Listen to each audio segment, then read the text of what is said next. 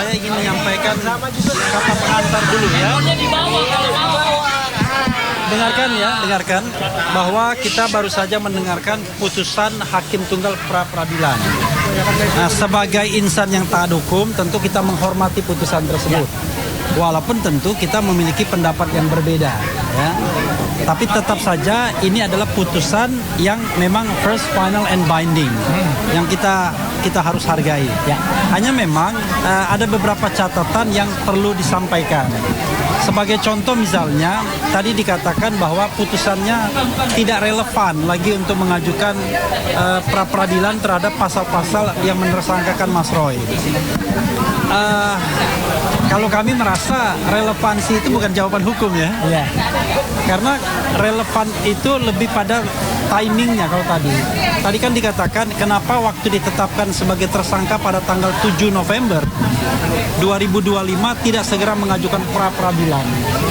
Jadi ini kawan-kawan semua memang selalu ada dilema kalau kita mau mengajukan pra peradilan. Dilemanya adalah ya kita mengetahui bahwa success story dari pra peradilan itu memang kecil sekali. Yes. Ya. Dan bahkan dalam beberapa hal ada politisasi dan lain sebagainya, dugaannya seperti itu. Karena itu pada waktu itu baik Mas Roy maupun Dr. Tifa memberikan benchmarkingnya begini. Kalau beliau ditahan baru akan mengajukan pra peradilan. Tapi sepanjang tidak ditahan tidak mengajukan pra peradilan. Nah, waktu beliau ditangkap pada tanggal 19 Juni 2026 kemarin dan kemudian bukan dibebaskan, tidak ditahan pada tanggal 22 Juni, itu pra peradilan diajukan di tengah-tengah waktu itu. Ya, di tengah-tengah waktu itu. Hanya memang bedanya adalah Dr. Tifa mencabutnya, Mas Roy meneruskannya karena ada yang namanya public accountability, tanggung jawab publiknya, yaitu untuk menguji bahwa kewenangan itu tidak boleh dilaksanakan secara sewenang-wenang. Maka kemudian terhadap penggeledahan, penangkapan dan penahanan itu diajukan pra peradilan dan alhamdulillah kemudian dikabulkan. Nah, sebagai follow up dari pengabulan tersebut, nanti akan ada pra peradilan terhadap ganti rugi. Ya.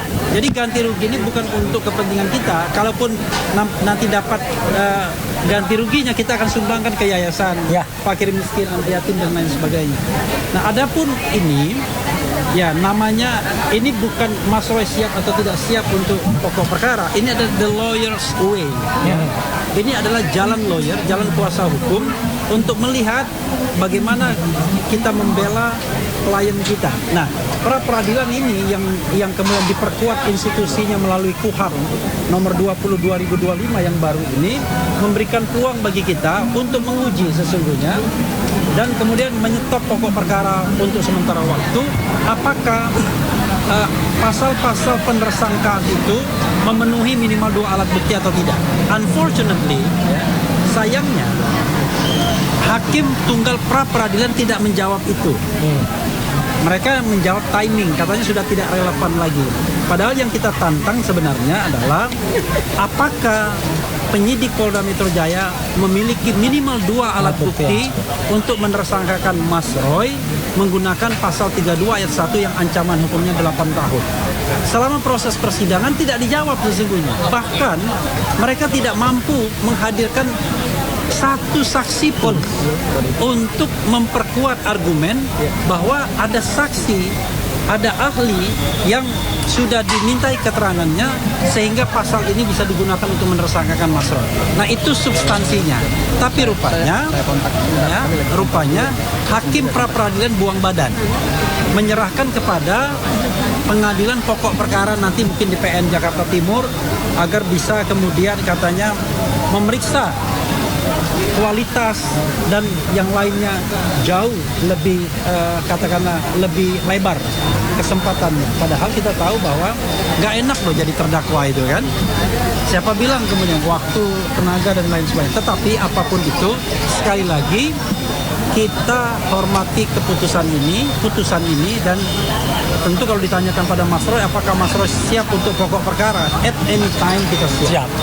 Ya, ini adalah the lawyer's way untuk mencari jalan agar kemudian Mas Roy ringan, ya kemudian ringan langkahnya ketika harus berhadapan dengan pokok perkara. Tetapi kalau belum sukses, ya itu God way, ya kan? Ya. God hand, tangan Tuhan atau jalan Tuhan. Itu saja kawan-kawan semua. Sebelum Mas Roy, Abdul Ghafur akan menambahkan. Silakan. Ya, silakan. Bang Refli, terima kasih. Rekan-rekan media. Jadi hari ini telah dibacakan putusan pra-peradilan yang kedua untuk permohonan kami terkait dengan penetapan tersangka menggunakan pasal 32 yang kami uji adalah bukti permulaan yang cukup. Dan apa yang dibacakan oleh hakim pra-peradilan tadi sesungguhnya adalah sesuatu yang harus kami hargai. Siapapun tunduk kepada putusan pengadilan karena berlaku dua asas. Asas pertama adalah asas ius curiae novit, yaitu hakim dalam memutuskan perkara tentu hakim dianggap tahu hukum. Dan yang kedua adalah asas res judicata pro varite habetur, bahwa hakim memutuskan suatu perkara itu benar adanya sepanjang tidak dibatalkan oleh putusan pengadilan yang lebih tinggi. Dan ciri khas dari putusan pra-peradilan adalah final and binding. Tidak bisa dilakukan upaya hukum, banding maupun kasasi di tingkat pengadilan yang lebih tinggi. Oleh karena itu, kami sebagai lawyer dari Mas Roy, ada Bang RH dan teman-teman yang lain, ada Pak Bang Ristan, ada Pak Yasena, ada Mbak Soraya, kemudian ada Mbak JJ, ada Mbak Najmi, ya, kemudian ada yang lain, ya, bahwa apa yang telah diputuskan tersebut tentu sesuatu yang telah menjadi putusan pengadilan, sehingga itu yang yang terjadi sekarang. Pertanyaan kita selanjutnya adalah apakah putusan ini telah mencerminkan suatu nilai dari suatu kebenaran hukum dan suatu keadilan hukum. Saya kira putusan pengadilan itu tidak selalu mencerminkan hal yang sebenar-benarnya. Meskipun pada pra-peradilan pertama permohonan kami diterima, kami mengapresiasi hakim, tetapi pada permohonan pra-peradilan kedua ini kami melihat bahwa justru ada beberapa hal yang tadi disampaikan oleh Bang RH, misalnya soal pemeriksaan terhadap dalil-dalil pemohon, ya. Terhadap dalil-dalil pemohon, baik terhadap surat permohonan, kemudian juga terhadap replik, juga terhadap proses pembuktian, ada 4 saksi yang kami hadirkan, ada seorang ahli yang kami hadirkan, itu ternyata juga tidak menjadi dasar pertimbangan hakim. Nah, tentu dalam suatu putusan itu kan harus mempertimbangkan banyak hal. Bukan hanya adalah tafsir hakim terhadap aspek formil, tetapi juga terhadap aspek material, yaitu proses pembuktian itu sendiri. Nah, kami melihat bahwa apa yang dibacakan oleh hakim tadi justru tidak menyentuh pada pokok permohonan kami, yaitu menguji sah tidaknya penetapan tersangka dengan menggunakan 2 alat bukti permulaan yang cukup. Hakim hanya menyandarkan pada satu pemikiran, ya itu adalah satu pemikiran hukum ya dari seorang hakim, itu bukan asumsi, tapi itu pemikiran hukum yang tentu debatable, ya, dan itu menjadi satu ruang diskusi hukum juga nanti ke depan dalam kerangka kita memperkaya sistem hukum kita. Yaitu apa? Hakim hanya menyandarkan pada penafsiran bahwa timingnya tidak tepat atau timingnya tidak relevan. Saya pikir ini sebenarnya tidak ada bedanya dengan ketentuan pasal 82 KUHP yang lama yang tadi dibacakan oleh hakim, bahwa berdasarkan KUHP yang lama, suatu perkara pidana kalau sudah dilimpahkan ke pengadilan, itu maka gugur permohonan pra peradilan. Nah, ini kan sebenarnya hampir-hampir mirip gitu. Hanya bedanya adalah di permohonan pra peradilan kami yang pertama, hakim tidak menggunakan penafsiran hukum itu, hakim justru menggunakan penafsiran bahwa penangkapan, penahanan, penggeledahan itu tidak sah, sehingga harus dinyatakan batal demi hukum, dan kami berterima kasih untuk itu. Tetapi dalam putusan yang kedua, hakim tidak menggunakan penafsiran yang sama. Hakim justru menggunakan penafsiran yang berbeda. Dan terakhir dari saya, Bang RH dan Mas Roy, putusan pra peradilan ini justru telah memberikan satu jawaban yang pasti kepada pihak-pihak tertentu yang selama ini membangun narasi, yang selama ini berbeda pandangan hukum dengan kami, karena tadi yang disampaikan oleh Bang RH, ini adalah the lawyer's way. Ini adalah jalan hukum bagi seorang advokat untuk membela kliennya, memanfaatkan atau menggunakan instrumen-instrumen hukum negara yang sah secara undang-undang. Dan ini menjadi jawaban bahwa ada tuduhan-tuduhan yang dialamatkan kepada kami, ya, terhadap Bang RH, kepada saya, kepada Mas Roy, dan semua tim hukumnya Mas Roy, bahwa ini adalah cara untuk kami melakukan pengkhianatan kepada rakyat kalau diterima. Kemudian ini adalah cara untuk kami bergaining ya dengan pelapor, kemudian nanti perkaranya ditutup. Saya kira tidak perlu kami jelaskan secara panjang lebar dengan narasi-narasi yang lain. Saya kira putusan hari ini telah memberikan jawaban bahwa tidak ada sama sekali pengkhianatan dalam permohonan pra-peradilan ini. Dan clear bahwa permohonan pra-peradilan ini, saya kutip sekali lagi dari apa yang disampaikan oleh Bang RH, ini adalah the lawyer's way, bukan sesuatu yang salah, bukan sesuatu yang clear. Ini adalah sesuatu yang tepat untuk membela kepentingan hukumnya Mas Roy, dan mudah-mudahan ini jadi satu laboratorium hukum, pembelajaran hukum, bahwa kita jangan lelah untuk mencari kebenaran dan keadilan. Barangkali itu dari saya, Mas Roy. Selanjutnya saya akan Mas Roy bisa di tengah. Kalian ini masalah Mas Roy aja. Kasih nafas. Karena begini, kita hargai ada ahli kami yang kami ajukan yang ingin juga menyampaikan pendapatnya. Karena bagaimanapun kontes intelektual itu nggak apa-apa ya. Oke, silakan Mas Didit. Oke. Terima kasih semuanya ya. Ini Pak Didi dulu ya. Ya, saya mau kasih komentar.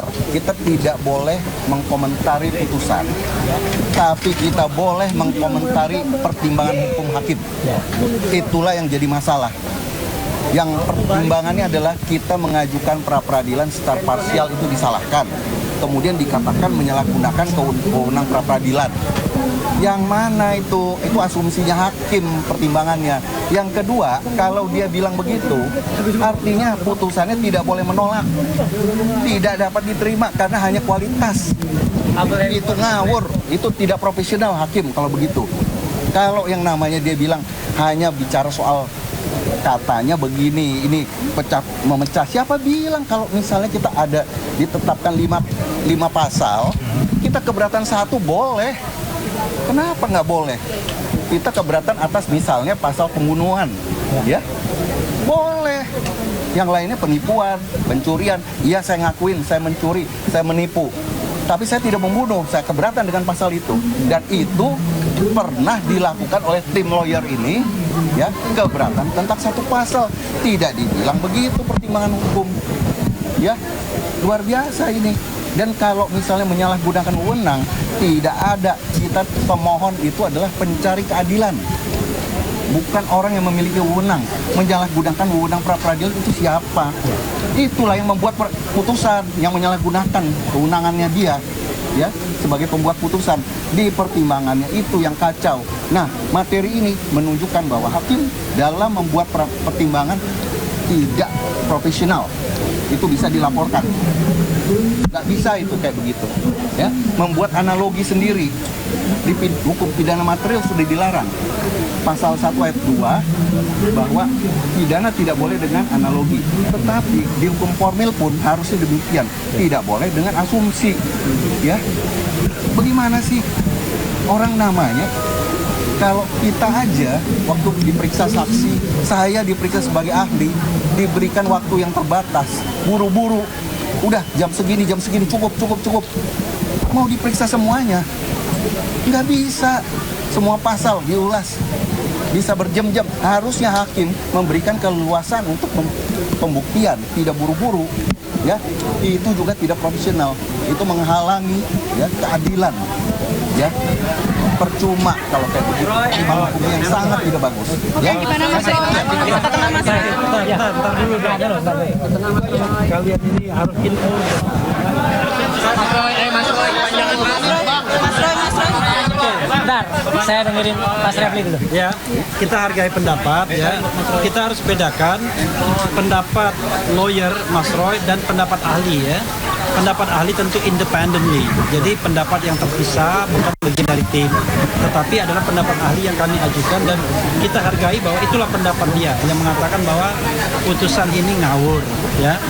Nah, tetapi bagi kita lawyer, kita hargai pendapat tersebut, tetapi kita juga saling menghargai. Nah, karena saling menghargai, this is the time for. Oke, Mas Roy, silakan. Bagaimana? Assalamualaikum warahmatullahi wabarakatuh. Ya, oke. Yo, hari ini 20 Juli 2026 kita telah mendengar bersama putusan dari Hakim Tunggal Pak Igedut Terpawan untuk permohonan kami yang kedua. Saya selaku pribadi tetap mengapresiasi putusan tersebut dan tetap mengaturkan terima kasih atas putusan pra-peradilan kami yang pertama, yang waktu itu beliau orang yang sama memutus untuk kemudian mengatakan penangkapan, penahanan dan juga penggeledahan itu tidak sah. Dan hari ini beliau memutuskan bahwa penersangkaan dengan pasal 32 Undang-Undang ITE itu dikatakan tidak dapat diterima karena masalah timing, karena masalah waktu. Kita sudah mendengar semua pertimbangan dari kuasa hukum saya. Ini ada pertimbangan yang berbeda. Kalau dulu mungkin beliau melihat secara komprehensif, ya, secara semuanya. Sekarang hanya melihat waktu saja. Karena melihat waktu bahwa tadi dikatakan oleh hakim tunggal bahwa waktunya sebenarnya sudah diberikan kesempatan. Bagaimanapun juga kami, ya, khususnya saya tetap mengaturkan terima kasih dan apresiasi. Tapi bagi saya lumrah, ya, lumrah hal ini. Jadi ada kadang-kadang hakim tunggal itu yang memutuskan itu menyetujui, ada kadang-kadang yang memutuskan tidak menyetujui. Nah, bagi saya menyerahkan sepenuhnya langkah selanjutnya pada para kuasa hukum saya, Mas Refli, Mas Abdul Ghafur Sangaji, Bu Soraya, Mas Tristan, kemudian Pak Yasena dan lain sebagainya. Ya, saya menyerahkan sepenuhnya. Apakah kemudian mau lanjut dengan pra-peradilan yang keempat? Karena apa? Karena pra-peradilan yang ketiga sudah kami daftarkan dan insya Allah akan bersidang pada hari Selasa tanggal 28 Juli yang akan datang dengan materi adalah ganti rugi atas putusan pra-peradilan yang pertama. Nah, ini kita bisa uji nanti. Apakah putusan ganti rugi itu akan kemudian diterima atau ditolak? Karena kalau kemudian itu ditolak, nah tentu saja ini ada hal yang big question mark, ya, tanda tanya besar. Karena putusan yang pertama itu sudah diterima, hanya waktu itu memang belum sempat kita mohonkan. Jadi sekali lagi, semua pertimbangan dari kuasa hukum saya itu saya patuhi dan saya ikuti, dan teman-teman mohon bersabar, termasuk juga forum pengadilan negeri di Jakarta Timur mohon bersabar juga, patuhilah KUHAP. Ya, kitab undang-undang hukum acara pidana kita mempersyaratkan selesaikan dulu pra-peradilan. Apakah pra-peradilannya nanti akan diajukan lagi atau tidak? Tunggu saja tanggal mainnya. Jadi dari saya itu saja, kita tetap bersyukur, tetap kita jangan lupa memohonkan ridho dari Allah Subhanahu wa taala. Semoga di putusan yang ketiga besok, ya, hakim kembali diberikan pencerahan, hakim kembali diberikan pikiran yang lurus. Mungkin tidak sekedar hanya mempertimbangkan satu faktor saja, yaitu timing, ya. Itu yang ingin saya sampaikan. Sekali lagi terima kasih. Wassalamualaikum warahmatullahi wabarakatuh. Ya. Mas, rapid keempat isinya apa aja, Mas? Nah, nanti tunggu tanggal mainnya, tunggu hasil keputusan dari para kuasa hukum. Terima kasih, teman-teman. Tetap semangat.